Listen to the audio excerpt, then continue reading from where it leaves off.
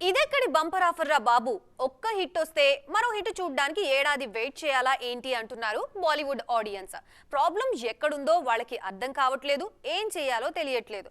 జాట్ వస్తే గానీ బాలీవుడ్ కి మళ్ళీ ఈ కష్టాలు తీరవా? సౌత్ మేకర్స్ వెళితే గానీ బాక్స్ ఆఫీస్ మళ్ళీ మోతమోగదా?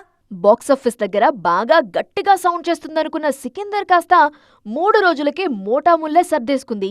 కనీసం 100 కోట్లు వసూలు చేయడానికి కూడా నానా తంటాలు పడుతున్నారు సల్మాన్ ఖాన్. సికిందర్ పై భారీగా ఆశలు పెట్టుకున్న బయ్యర్లకి చుక్కలు కనిపించాయి. ఛావా తరువాత ఇప్పటి వరకు మరో సక్సెస్ చూడలేదు బాలీవుడ్. వికీ కౌశల్ హీరోగా వచ్చిన ఛావా దాదాపు 600 కోట్లు వసూలు చేసి బ్లాక్ బస్టర్ గా నిలిచింది. ఇదే ఊపు సల్మాన్ కంటిన్యూ చేస్తారేమో అనుకుంటే అది జరగలేదు. దీంతో ప్రస్తుతం ఆశలన్నీ జాట్ సినిమాపైకి షిఫ్ట్ అయ్యాయి. ఈ సినిమాతోనే గోపీచంద్ మల్నేని బాలీవుడ్ కి దర్శకుడిగా పరిచయం అవుతున్నారు. గదర్ 2 లాంటి బ్లాక్ బస్టర్ తరువాత సన్నీ డియోల్ నటిస్తున్న సినిమా ఇది.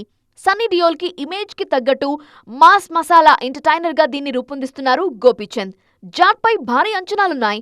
బాలీవుడ్ బయటపడాలంటే ఇప్పుడు ఈ సినిమా ఒక్కటే దిక్కు. ఇది హిట్ అయితే గానీ సమ్మర్ సీజన్ కి కాస్త ఊపురాదు. ఏప్రిల్ 10న విడుదల కానుంది జాట్. మరి ఈ సినిమాతో గోపీచంద్ ఏమాయ చేస్తారో చూడాలిక.